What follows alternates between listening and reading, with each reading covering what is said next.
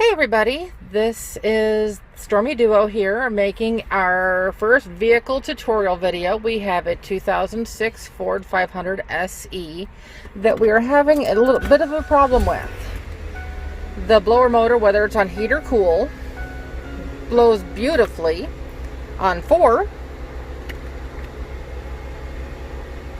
but as you can hear, or if you can hear that going, but on 3, 2, or 1, it does nothing, but on 4 it blows nice and strong, and that doesn't matter if you're on heat or cool. So we talked to Ford, and it sounds like it's going to be the blower motor resistor, which I'm getting ready to replace here. We got a new one from Ford.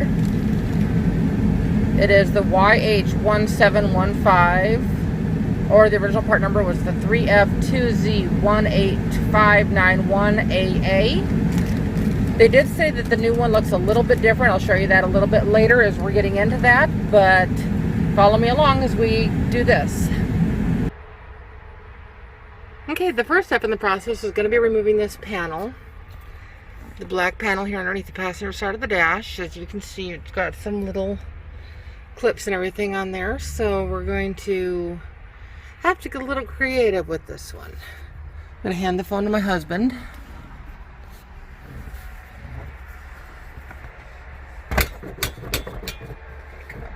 Got that part of it loose, so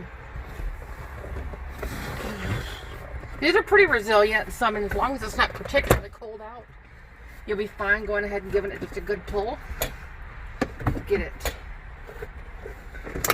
There it goes.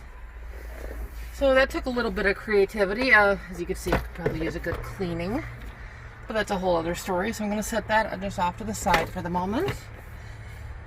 There we go. Now I'm going to take this, and I'm going to go ahead and turn on my drop light to make this a little easier to see how difficult this is going to be to get to. Let's see.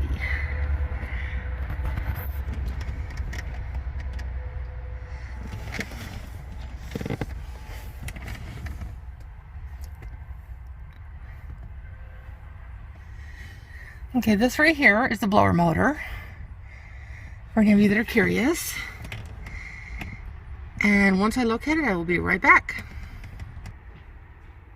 I'm back. That may have taken me a minute, but I knew it was on the firewall, so it was going to just take a little bit to get back to it, but I located it. It's actually that right there. So it's way back here underneath the firewall.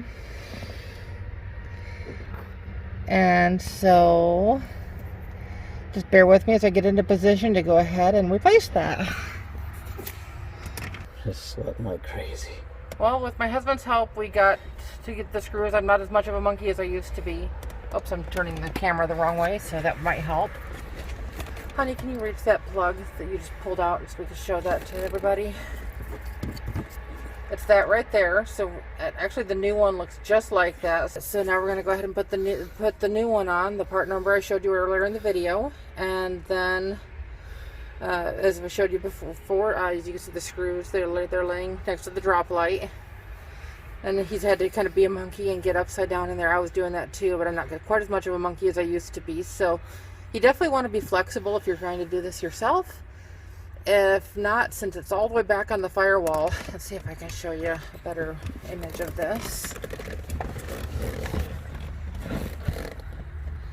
It's right here. I'm going to go ahead and switch the camera. Bear with me for a second.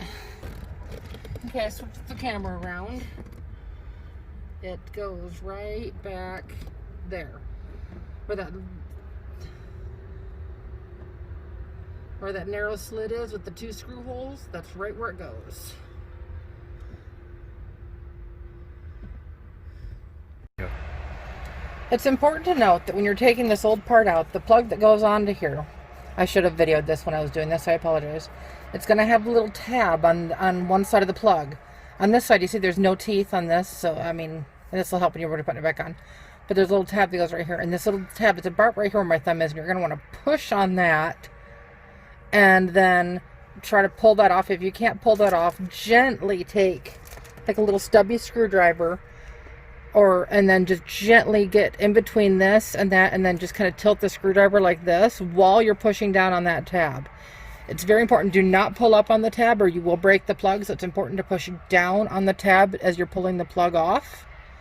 That's going to be key with that. And another thing, when you're making sure to put the new one back up in, you want to make sure that the plug is facing not towards the firewall, but towards the interior of the car. So when you're putting this back in the vehicle, you don't want to put it back in like this, because the tab is not going to be on this side of the plug. This part here matches too. Yeah, and then I'm going to show you this. There's a 45. Just briefly. Okay, just briefly. There's a little tab right here. Here, let me get that lined up right here. There's this tab right here that's also will be lined up and kind of help you guide which way to put this in correctly for you. As you can see, my handicap sticker right there is why I needed a little bit of mobility help getting this in. I used to do this like it was nothing. Now, I needed a little bit of help from my dear hubby. So, he's not a big gearhead, but he did great on this project. And I know nothing without guidance. but he did great. So, and now we've just got to snap that cover back on. And I'm going to pause this, and then I will show you how to snap that back on. Are we on? Okay. Just to point out, everybody, how you want to focus in on this. See this little, right here, this little doohickey? And this one, not great with technical names, so forgive me. The attachments, the clips, I guess is what they're called. But yeah, those are what we're going to put back through the holes underneath the dash here, because there was 2 of those. Let me get my leg out of the way here. I'm going to make sure and get this tucked back in this little hole right here. And try to make sure, I'm going to kind of have to feel, as I can't really see a whole lot of where that hole is over here.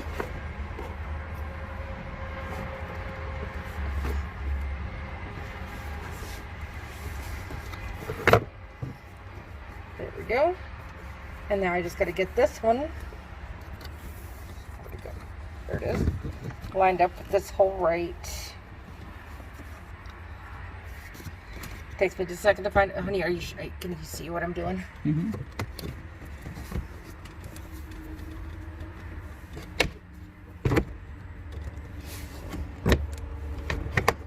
Nope. Just like that. And it's back in.